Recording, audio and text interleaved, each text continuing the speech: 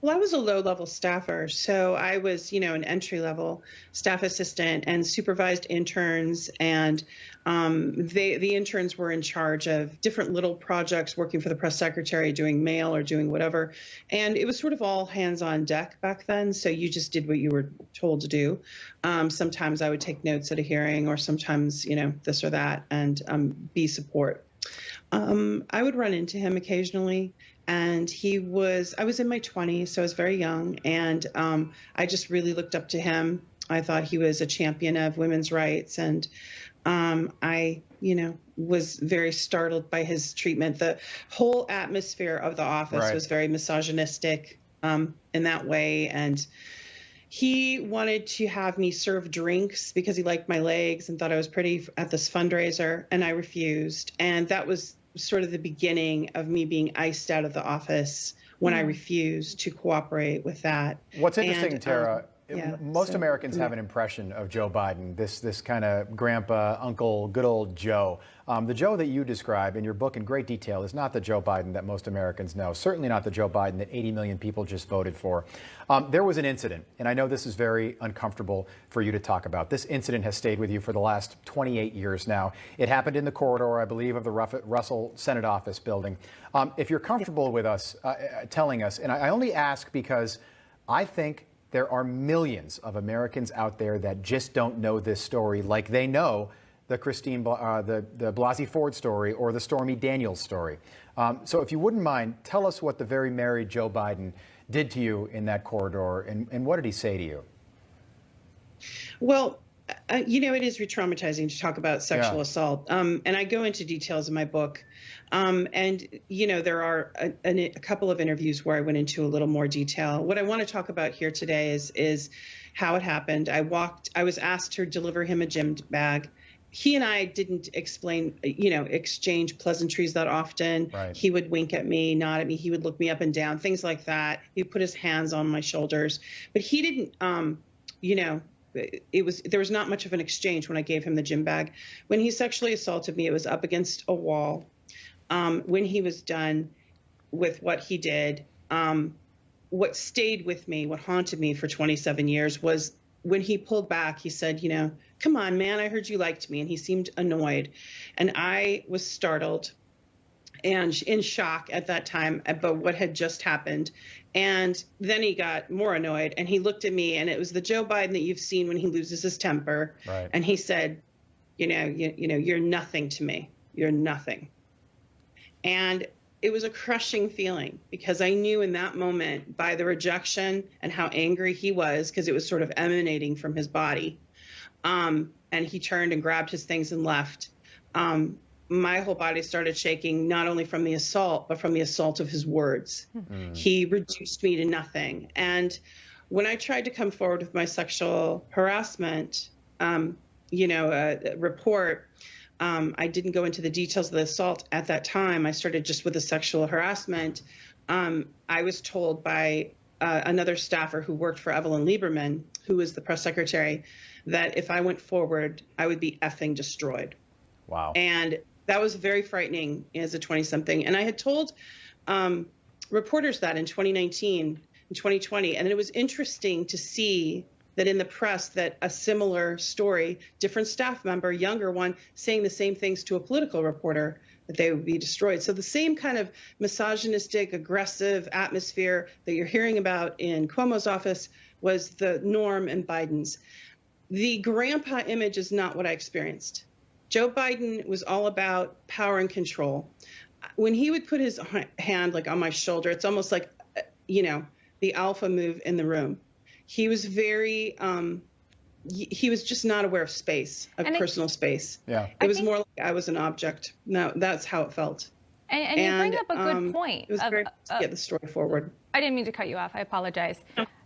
You bring up a good point of this is a different Biden than perhaps people know now. This was 1993. Many people may be asking, why didn't you go to the police then? It was a much different time. It would have been a first-year AIDS word versus a U.S. senator. And people now hearing your story that may not know it then are thinking, okay, well, this is an older man. They see Sweet Joe, Uncle Joe, and they can't picture what you said happened. However, as you're talking about, this was years ago, and people didn't listen then. And now, as you mentioned, with the difference of the press, with Governor Cuomo, the situation that's happening in his office, just this week, Jen Psaki was asked about that, the White House press secretary, and she said that the president's view has been consistent and clear. Every woman coming forward should be treated with dignity and respect.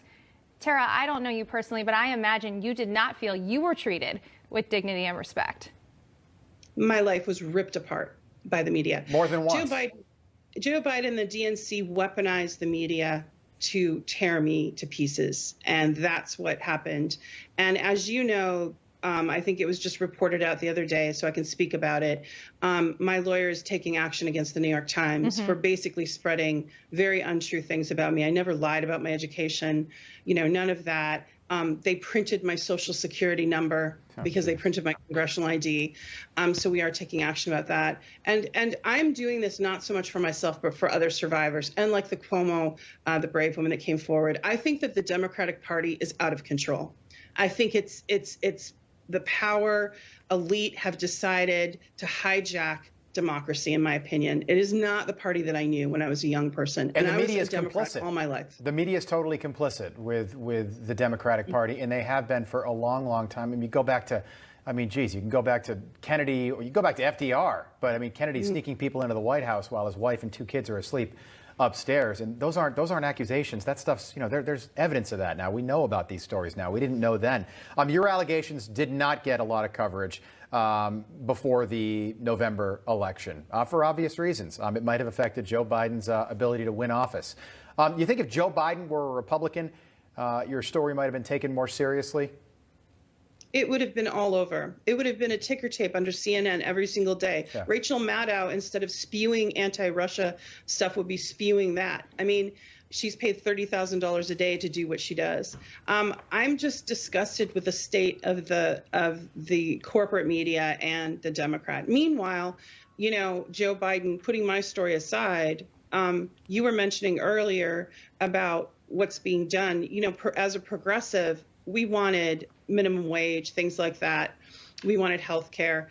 Every single promise of the Democratic base, 40% of the base or more, has been broken. Yeah. So I'm wondering what will happen at the midterms. I'm wondering how that will change. And then you mentioned also the Neanderthal, or whatever you call it, yesterday, that comment, that's not bringing hope and unity by making comments like that and denigrating an official in Texas. It's disgusting. It's just, I don't like to see it, and I know the American people don't like to see it. I know that with hearing the Cuomo, it made me queasy because I understand how scary it is as a staffer to come forward. Those are young women, they're at the beginnings of their career. When I tried to come forward, it ended my career. And when I tried to come forward again, they smeared me again. And it just shouldn't be allowed. But it's been an interesting track record to see how women like yourself, as something I think the most impactful thing you've said is the words stuck with you more than the assault. The 2 words, "you're nothing," stuck with you. And I imagine watching the president get sworn in, that must have been a very triggering moment for you. And now having to reoccurringly hear his name every day as the president of the United States, I imagine that's a very traumatizing experience for you. Yeah. As a person at home, having to hear that every single day, reliving what you went through. And we've heard the verbiage change. Before, like you mentioned, in 1993, no one wanted to listen to you. When you did eventually release that information to the press, no one wanted to listen to you. And then we went through the Me Too movement. And then it was every woman must be believed. And now we've circled back again, and it's every woman must be listened to. Do you believe these 3 women speaking out against Governor Cuomo? Absolutely. And in fact, I was in touch with Lindsay Boylan before her story came public. And I knew she was struggling trying to even get the story forward. Yeah. But let's look at the 15,000 people that died as a result of his policies. And then he covered it up. There's some egregious things that have happened out of that administration. It's shocking. Tara, really. It's interesting. And yes, I support every woman that's come forward. And it's not about believing all women. That's not my job. Right. I'm not an investigator. I support them and their bravery for coming forward. And